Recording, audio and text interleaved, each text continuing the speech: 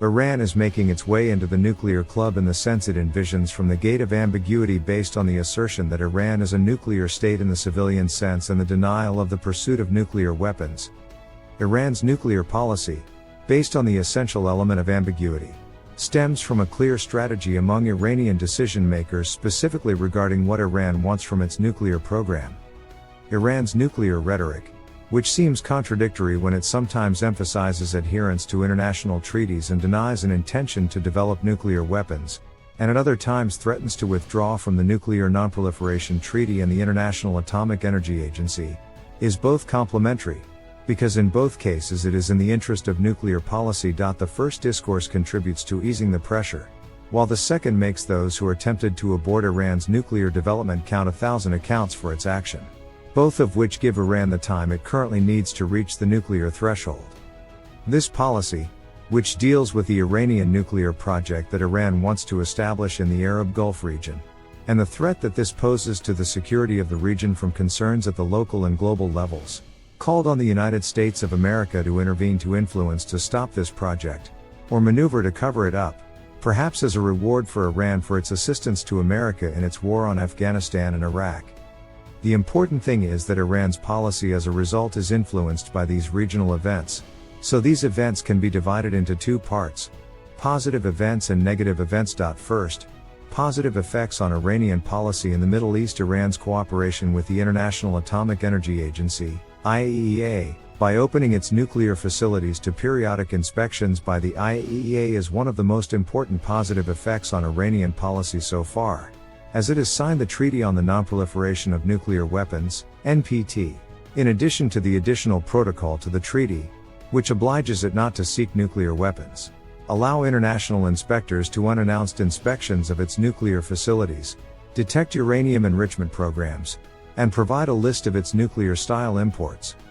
With this signature, Iran is seeking legal cover for its acquisition of peaceful nuclear technology under the umbrella of the International Atomic Energy Agency. It is expected that the positive effects in the future on nuclear Iran will be limited to its distance from internal problems in the region, due to its sense of nuclear security and its sense that it has become a great power, and that most of its neighbors are Islamic countries that see the duty of those countries on Iran to achieve or seek to achieve security. Iran's nuclear policy discipline potential with regard to the concept of nuclear policy. It should be noted that there are no specific definitions of this concept in the nuclear literature beyond reference to the set of trends on the acquisition and use of nuclear weapons, or capabilities. But there are a number of specific definitions that relate to the diplomatic,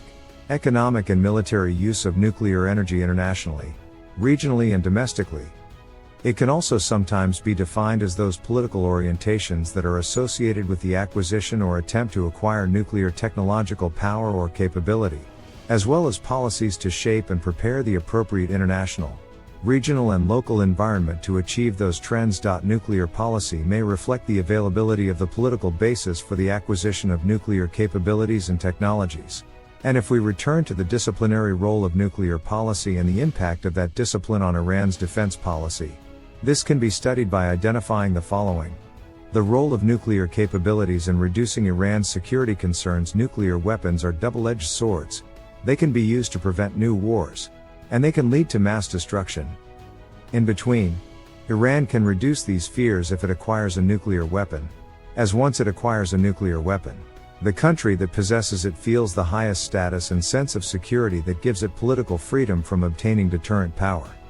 In the event that Iran obtains nuclear weapons, it will give it confidence in itself so that it can do more diplomacy than it is now, especially in its outstanding issues with the United States of America, or at the regional level, in which Iran is looking for a greater position and an active role worthy of its regional ambitions. Some of the results that will be available from the role of nuclear capabilities can be summarized in the following points. The nuclear deterrent will allow Iran the ability to compete with other regional powers, such as Israel, India, Pakistan, Saudi Arabia, and Egypt, whose conventional and non-conventional military capabilities are growing significantly, and thus it will remove from the Iranian economy the terrible burden that it is burdening and leading to the continuation of the race in the conventional arms sector, especially with Egypt and Saudi Arabia, which seek to lead the predominantly Sunni Islamic world. The nuclear deterrent provides Iran with a high sense of security. in a way that makes it easier for it to expand westward, which is the easy way for it, as it is surrounded by nuclear powers on other sides. This expansion may be without the need to enter into conventional wars with Arab countries on the coast of the Arabian Gulf, and evidence of this is the imposition of its control over the UAE islands, and the next stage may be Bahrain. It is not excluded that it will be in the next step Lebanon through Hezbollah. Potential balance with nuclear power in the region. Iran has its objective reasons to seek to build a deterrent capability represented in nuclear weapons, in order to preserve its revolutionary project and conservative ideology, and to make this a reason for its regional rise, although some believe that the issue of the Iranian nuclear file may move towards barter with the United States of America, in pursuit of a regional role recognized by the West. The issue of timing and highlighting the Iranian nuclear project is a motivation for the Iranians to proceed with their project, as the United States of America is going through a state of strategic dizziness resulting from its mistakes in Iraq, Afghanistan, Palestine and Lebanon, and finally what it is doing in Somalia in terms of supporting the Ethiopian government against the Sharia courts, which prompted the Iranian policy towards exploiting these gaps towards completing the Iranian nuclear file, and achieving the maximum possible balance with the nuclear powers in the region. Represented by Israel. Observers believe that the nuclear process in the region is growing through announced indicators that a broad breakthrough in the direction of the possession of strong civil nuclear programs by several countries in the region will bring about a real transformation in the shape of the region, whether in terms of redefining the pivotal powers in it, the structures of its economies or development orientations, or its technical development, and perhaps their interrelations and public opinion trends within them. But more importantly, these developments will have important strategic implications that may open the door to thinking differently about how to deal with outstanding nuclear issues, not through the military possibilities contained in these developments, but with the pressure to rearrange the nuclear situation among countries in a way that guarantees real regional stability from this angle. Prospects for denuclearization of the region. The Partial Test Ban Treaty, CTBT, of 1963 was the first international treaty to deal directly with the issue of nuclear nonproliferation. But it preceded the role assigned to the International Atomic Energy Agency, IAEA, established in 1957, to control the nuclear activities of its member states and to promote scientific cooperation in the peaceful use of atomic energy through the IAEA's safeguard system. However, the safeguard system has been largely linked to the entry into force of the Nuclear Non-Proliferation Treaty, NPT, since 1970 and its evolution under the 1997 Model Additional Protocol. However, attempts to establish nuclear weapon-free zones in some 25 international regions, and their success in almost 4 cases, Latin America, the South Pacific, Southeast Asia and relatively African continent, represented a very important framework for dealing with the problems of regional proliferation. It can be said that the starting point for the project of establishing nuclear weapon-free zones in the Middle East or in the Arab Gulf region starts from the Iranian nuclear project, and therefore some specialists in nuclear affairs decide that it seems from what has been raised so far through official statements and press analysis, that there is a real problem facing the Gulf Free Zone project as a partial solution away from the controversy surrounding the establishment of a nuclear weapon-free zone in the entire Middle East, as the deal the Gulf project is too complex to be implemented at a price that Iran can accept, and problems will surround it from every direction if the process of implementing it begins with its current features. Some of the statements surrounding the idea indicate that it is linked to the concept of nuclear zones rather than to the concept of nuclear weapon-free zones, as Iran itself did when it put forward that idea, even before Egypt in 1974, and the former aims to prevent all nuclear activities in the region in question, not only to prevent the proliferation of nuclear weapons there. There are statements about the dangers of the Bushehr I and possibly the second reactor next to it for matters related to the risks of nuclear accidents, radioactive contamination, nuclear waste and everything related to nuclear safety. And this means that Iran stops its peaceful nuclear program, or provides strict guarantees about it, will often not be enough, although there are non-nuclear features in many existing areas, but their implementation is usually the most difficult. The concept of a nuclear weapon-free zone is not only related to the non-possession of nuclear weapons by the states of the region concerned, but also to the non-deployment of such weapons by the major powers within the area of destination, the non-passage of nuclear weapon ships in their waters, the non-transitive aircraft qualified to carry them in their airspace, and the undertaking by the major powers not to threaten the states parties with nuclear weapons and not to target their peaceful nuclear facilities. The international forces present there at the request of Iran. The problem with all this is that, even if undertakings are in place, the guarantees that allow their verification will be a problem in themselves. What is being raised about Iran's nuclear intentions is related to a main motive is Iran's fears that the United States of America or Israel will target it with conventional weapons, whose advanced arsenals were able to overthrow the regime of Saddam Hussein. Hence Iran does not fear supposed Gulf nuclear weapons after the Iraq issue ended, but of other non-Gulf weapons. The deal will not easily convince Iran, which is interested in other weapons, prospects for adjusting U.S. policy in the Middle East. If we review the most important tools of the Iranian strategy and confronting it to control U.S. policy in the Middle East, we notice an Iranian focus on the military, political, and economic strategic tools, i.e., the elements of hard power, with the decline in the importance of other soft power tools such as the cultural tool, and Iran's recent announced success in enriching uranium at the low level can be introduced as a strategic tool to pressure the American decision-maker to transfer the negotiation to another circle that approaches Iranian demands, and allows a new ground for better bargaining. As for Iran, in general, it is undeniable that Iran conducts its policy very efficiently, as it does not block the door to the possibility of dialogue, but rather calls for East. If ability to influence the course of several important regional issues is one of the axes of Iranian pressure on the U.S. administration to adjust its policy in the Middle East, there is no doubt that the Iraqi issue presents many opportunities for the Iranian regime, the most important of which is the presence of Iranian influence in the Iraqi Shiite south, and it is even possible to say that Iran is now able to influence the whole of Iraq. Iran's special presence in this region is often approached as a reinforcement of Iran's regional role in its attempt to counterbalance U.S. hegemony in the Middle East. Despite all this, an internal Iranian consensus has begun on the structure and rootedness of the dispute with the United States of America, and the uninterrupted doubt in Washington's intentions towards the Islamic regime in Iran. But the overlap of interests and the development of events require negotiations, even at a minimum, with the exclusion of the idea of comprehensive strategic dialogue, at least at this stage. In the context of the limited openness proposed between the two countries, different degrees of internal division and lack of unity of visions and internal positions of Iran and the United States of America towards the form of U.S.-Iranian relations that must be available to achieve the interests of each country can be observed. Due to the fluctuation of domestic trends, the internal public mood has been characterized by instability, as it often seems that the exchange of reactions between the two parties appears, sometimes from Iran, and at other times from the United States of America, a feature that contributes to the further volatility of the course of Iranian-American relations. The most important outstanding problems between the two countries can be summarized as being limited to the battle for power.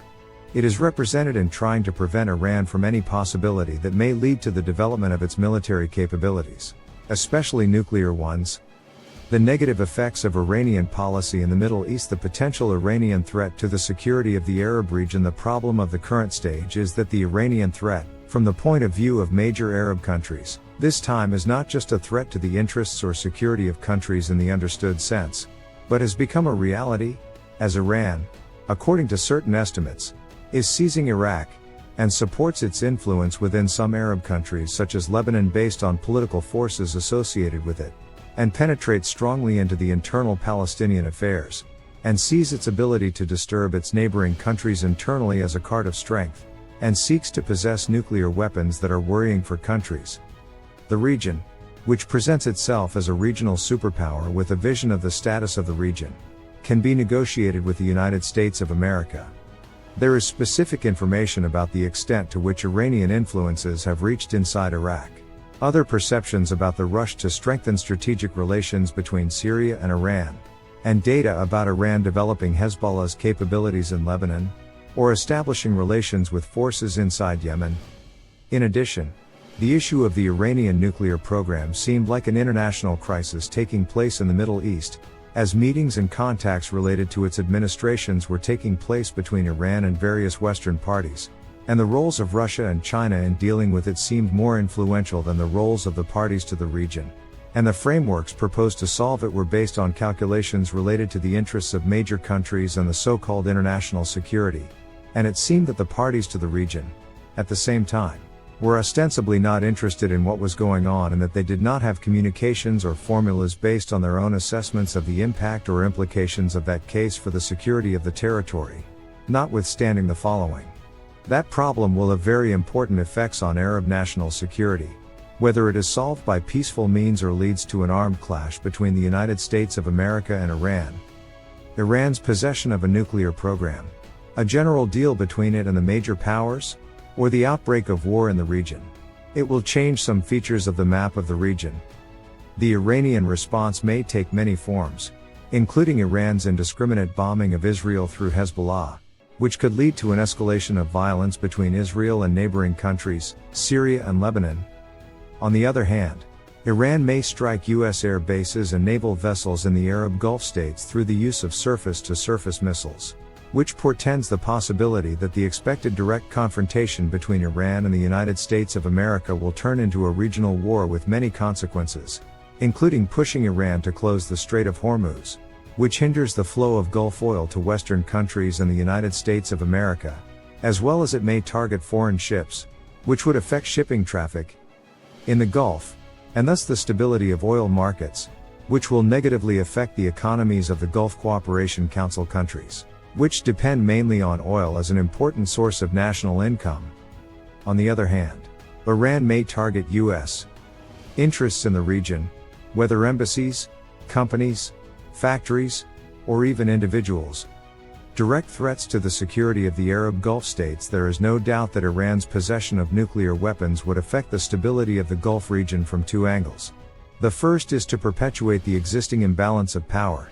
since the realities of geopolitics indicate that if the current Iranian power wants to turn, its path will not be north or east. In the east there are the major Asian nuclear powers, India, Pakistan and China, and in the north there is Russia. Hence the possibility of expansion available to the west is in the west. The possibility of a military conflict between Iran and the parties concerned with the nuclear issue. Its effects are reflected in the region, especially since this alternative is not excluded from the strategies of the United States of America towards the Iranian nuclear file, as the U.S. President stressed this on more than one occasion by saying, "We do not rule out the military option to settle the Iranian nuclear file." These dangers are concentrated in the following matters. Iran's rise and regional influence after the fall of Saddam's regime. Kenneth Kotzman says in his report to the Congressional Research Service, one of the decision-supporting bodies in the U.S. Congress, that most Gulf states view with caution Iran's attempts to attract their regional support for a new security system under Tehran's leadership, and they still share U.S. concern about Iran's intentions for fear that Tehran will seek in the future to use its nuclear program as a tool of threat against the Gulf Cooperation Council, GCC. This year, the Gulf states renewed talks with Washington on expanding joint defense initiatives that had been underestimated in previous years. Kotzman also said that many U.S. experts expect Gulf states to help support any possible U.S. attack against Iran, despite fears of Iranian reactions against Gulf governments in that case. The increasing demands of Shiite nationals in the Gulf as a result of their rise to power in Iraq. The report states that many Gulf countries, especially Saudi Arabia and Bahrain, fear the impact of the rise of Shiite parties to power in Iraq on the internal stability of their countries, as regimes in the Gulf Arab states feel that the success of Shiite parties in Iraq, such as the Supreme Council for the Islamic Revolution and the Islamic Dawah Party, has encouraged the Shiite community in Bahrain and Saudi Arabia to impose new demands on their governments in an effort to expand their political rights and their role in economic life. See table of the percentage of the Shiite population in the countries of the Arab Gulf region. Fears of the battle moving from Iraq to the Gulf states. The report states that there is a state of concern within the Gulf regimes due to the ongoing violence in Iraq, as some sources claim that Iraqi Sunni elements have succeeded in the past years in infiltrating neighboring Gulf countries, including Kuwait, to take revenge on governments allied with Washington or from U.S. forces present in those countries. There is also concern about the increasing frequency of such operations after the United States of America decided to withdraw its forces from Iraq. The possible nuclear blackmail policy of Arab states. This policy of blackmail is represented in the political statements accompanying Iran's nuclear activities, which do not indicate any indication that what has been achieved in Iran is a civil nuclear program linked to the mere production of electricity. There is a noisy case of political propaganda for Iran's transformation into a major nuclear power bearing the number 8, represented by enrichment operations and an unconventional rush towards a declared desire to exercise the role of a so-called regional superpower working to confront the evil forces in the world, while correcting mistakes. Historically, standing up to tyrannical states, and trying to push the United States to recognize Iran as such. This policy of blackmail did not stop at the issue of political statements, but rather actual practices in the region, represented by a continuous series of military exercises, testing of missile weapons, sharp interference in the internal affairs of some Arab states, without coordination with other parties or taking into account their interests, in addition to direct action inside Iraq. Hence, Arab concerns about Iran's nuclear capabilities have been linked to more than being a defensive threat to being a threat to political stability within countries. Prospects for a US-Iranian war in the region. The Iranian nuclear issue is not limited to the framework of the dispute over national options and rights, nor is it related to the prestige of the United States of America, but goes beyond that because of the serious effects it could have on the field of regional stability and future wars, as the Islamic Republic's possession of the nuclear bomb will open the doors for it to show power and strategic deterrence, and perhaps political blackmail, and gives it the capabilities to exert direct and indirect pressure on neighboring countries and threaten them to achieve goals and objectives that cannot be achieved without the possession of weapons of mass destruction. Moreover, Iran's pursuit of nuclear weapons represents a direct challenge to the overall non-proliferation efforts in the region, and raises concerns about how the Iranian regime will deal with such a development and its direct consequences for the security of the Gulf region, which stores more than 66% of the world's oil reserves and 37% of gas reserves. However, the Iranian nuclear project is not the only factor of American concern, but the extent to which Iran has interfered in the affairs of the greater Middle East and sabotaged the American project in it. From Afghanistan to Iraq to the Palestinian territories and Lebanon, the Iranian regime, with its extensions and direct sponsorship of anti-Washington organizations, has become the source of the greatest threat to the American military and political presence, and threatens to modify the balance of power in the Middle East in favor of the extremist axis. Hence, we conclude that the looming confrontation between the United States and its associated camp and Iran and its extensions in the extremist axis will not be similar to any military confrontation the world has known recently, whether in the First Gulf War, in Kosovo, or in Iraq. The next war, if it takes place, will be different in its protracted geographical theater, in its means and weapons, in the scale of the violence accompanying it, and finally in its political and security repercussions.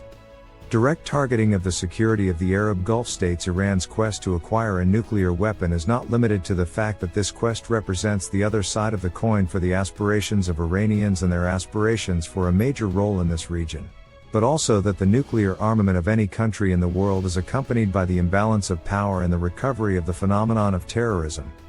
Iran's possession of nuclear capabilities in the military field causes anxiety and instability in this region, despite all the gentle media messages that Tehran is keen to send to the capitals of the countries of this region. Whenever the level of mutual challenges between it and the United States of America increases,